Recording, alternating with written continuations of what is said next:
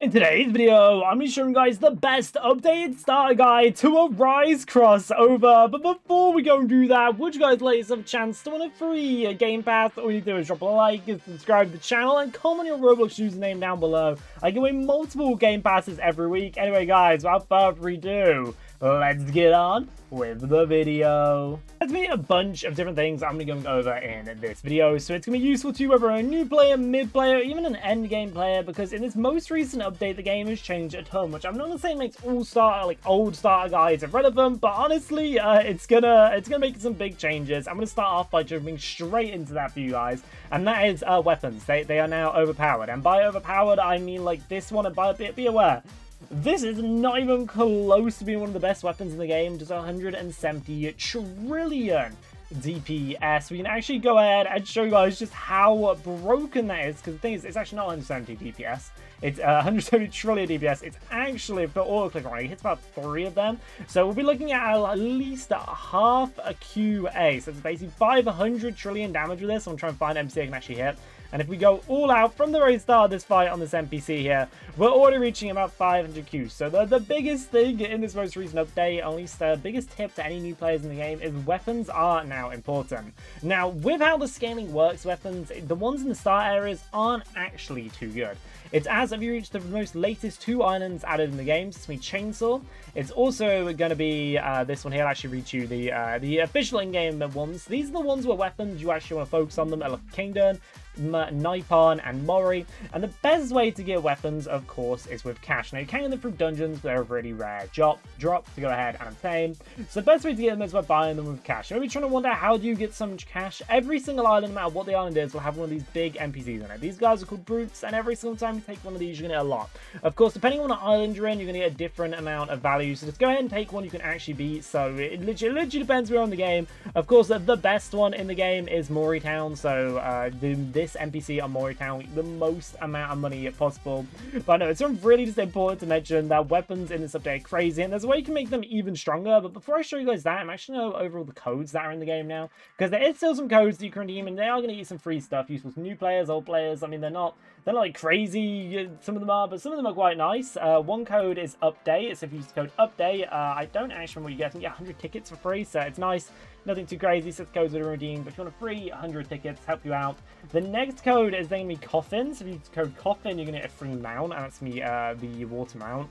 I'll show you guys that in a second. And you also use runes to get a few free, I think it's 3 free rank up runes. I don't know what rank up runes do. When you go ahead and complete a dungeon, or before you actually do a dungeon, before you enter a dungeon, you can put a rank up rune into it to increase the dungeon's rarity, so you can turn an S rank into an SS rank, an A rank into an S rank, yada yada yada.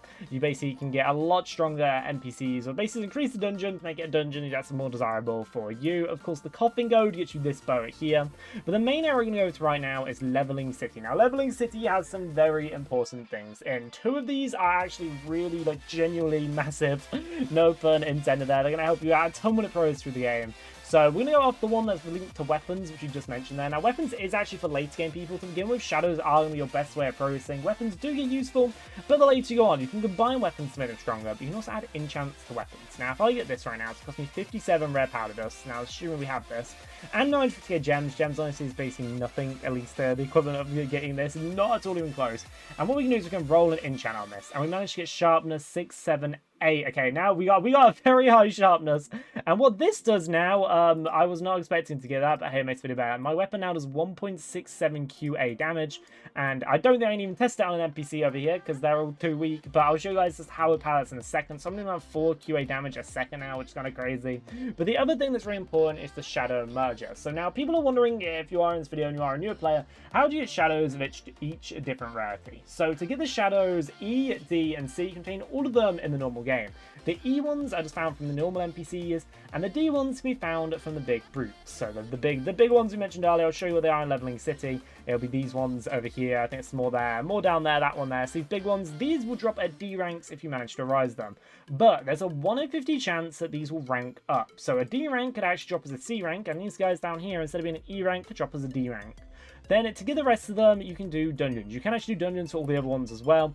But dungeons, you can get B ranks, A ranks, S ranks, and you can also get SS ranks from dungeons, either from an SS rank dungeon, or if you get lucky in an S rank dungeon. Or the other way to obtain SS rank units is through merging. So basically what you need is you're going to need one of each rank of the rarity of the unit. I don't know how much of this one I've got. It's probably the best one to show off here. We actually may have none. Okay, we have 2 or 3 of a million. So you see I've got an E rank, a B rank, and an A rank. You actually can't get bosses in the normal world. That's something that is important to mention. The Yanking, we'll go over that in a minute. But these other ones you can go ahead and use, and if you get the rest of them, you can turn them into an SS. You can do it for any unit in the game, and some SSs in the game are a lot stronger. Of course, how scaling works in this game is kind of crazy. An SS rank is going to be significantly stronger than an S rank. I'll show you guys that with a good example, and the best example is probably Zyro. So an S rank Zyro at max level does 45 billion. An S rank Zyro at max level does 469 billion.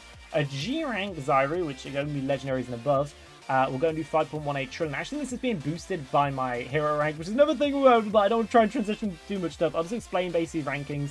So normal units are highest unit at the minute is SS. For anything that's legendary, which is going to be Zyro and the Monarch, speak huge things as well. You can get them in G rank if you're insanely lucky, and the Monarch, if you're insanely lucky, you can get in M rank, which gives it quite a bit of damage, but still, even after all that, shadows, when you get to the late game, are useless. At least at the current time of the game, I really think they will change it at some point, because there's no way my weapon should be stronger than having a full team with the rarest shadow in the game. Like, this weapon, actually, right now, isn't even the best weapon, like I mentioned. It's stronger than all the strongest shadows on my team that you could possibly get. Anyway, the next thing that's going to give you a massive boost in your total DPS in the game is by getting your hero rank up. So it says SS by my name. Basically, if you go to the main building in Leveling City, you can go all the way, if you follow this little path here, it's not too hard. You'll see the ranked test over here. You can do the rank test, and every single time you rank up, you'll start off at E rank. Every single time you rank up, actually, I think you may even have to do a test to become E rank. You may start out with no rank. Every time you res up, you get an extra 5. Every single time you rank up, you get an extra 5% extra total DPS. So at S rank, you have an extra 30%. So SS rank, you get about an extra 35%. That's how you do it. You basically have to do 20. It's 20 room dungeon. You have to do 10 minutes, and it goes up a lot. I'm not lying. It's same as the crazy scaling. Getting to S rank isn't too hard. SS rank is a little bit difficult. Anything after that, it's currently impossible. I assume it will become possible in future updates as well. It is also important to note you do the exchange shop over here. Isn't anything too crazy, and that's wouldn't be too invested in. Unless you're playing within a guild, you'll need some of these guild tickets, but you probably have to spend money to get that. If I'm being honest, it's quite hard to do free to play. You can also buy runes as well, but these aren't really worth buying. So you can get runes as a normal drop from B rank or above dungeons, and if I was you, I'd much rather do that than spending on runes. But if you do really want to buy some runes, there's one you need for a reason. You can consider doing that.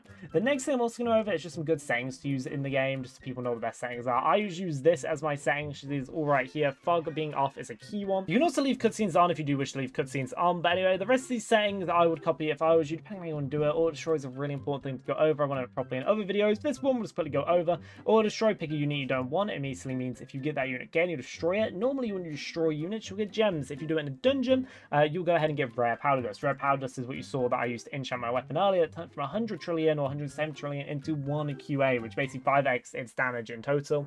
Powder dust can be attained through different dungeons. So to get com powder dust, it's from E rank and D rank dungeons. Rare powder dust is from C rank and B rank dungeons. Legendary is from A, S, and SS ones. That's just from beating any NPCs in the dungeons. Another important thing to go over is tickets. Tickets are really useful in this game. They're basically the game's free currency for usually what is paid items.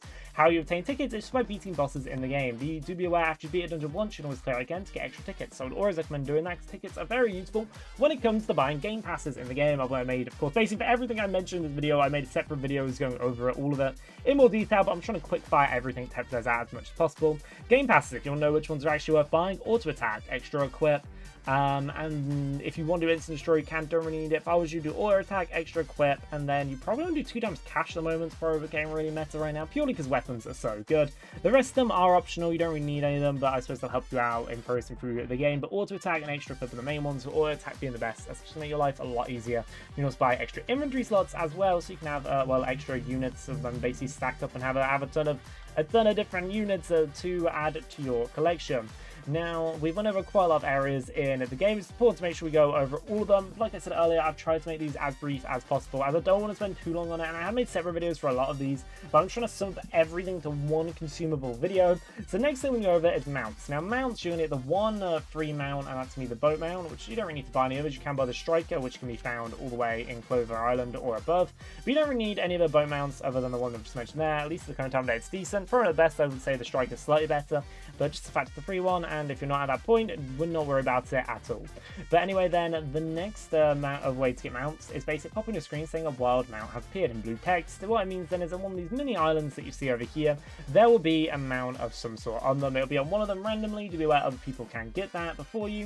You get some really cool mounts. They're really cool to look out for. It's the Great Dragon, which not even myself has managed to get, but you can get some other ones that fly, it's the Salamantra. You can then get a bunch of ground mounts, such as Monocles, Falcon, and Hover. But there's another way to obtain some more mounts. Before we do that, might as well take advantage that the Ant King is just one of them spawn. Don't know what Ant King is. It's a boss that will spawn every single hour. It lasts for 15 minutes, the event will. When it initially spawns in, the Ant Queen will appear first. She'll be the Ant Queen and her bodyguards. After that, you have a chance at the Ant King. The Ant King's really unique because he drops at an SS rank guaranteed. We actually may be able to show you guys me quickly taking this out, as I'm pretty sure I just need to leave auto attack on. I will have it done in only a few seconds. The only player may be taking out some of the NPCs that's around her, but I'm pretty sure just one whack of this and the shield will instantly go ahead and teleport up, just because how much this event has become outdated. Now, the boss shooting still of this is going to be still useful, especially to newer ranked players.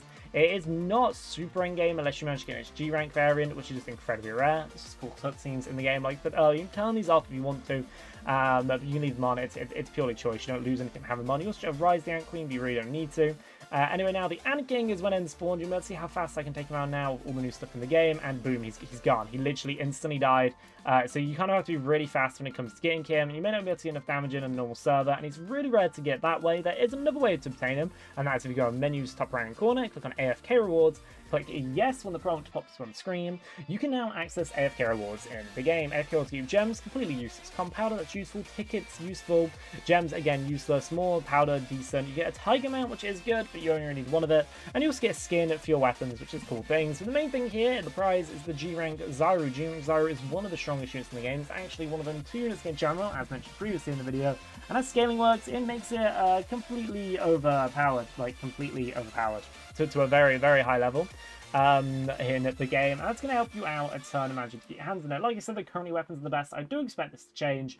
Either way though, I think genuinely in this video I went over more facts than I've ever went over in one video, and I know I didn't explain them a ton, so if you do want like the full in-depth video, I made a bunch of my channel, so check it out. I've got videos for but I'm trying to promote my channel. I genuinely put the most of Rise crossover tutorials on YouTube. If there's some more basic tutorials you want, click on the tutorial bell here, and there's some tutorials here that you can use, which are kind of helpful. None of them are crazy. I've covered most in my video, but if you just want like actually seeing someone to do some of them, you may find it useful. Anyway guys, if you enjoyed this video, drop a like, subscribe to the channel. See you guys in the next one. Bye.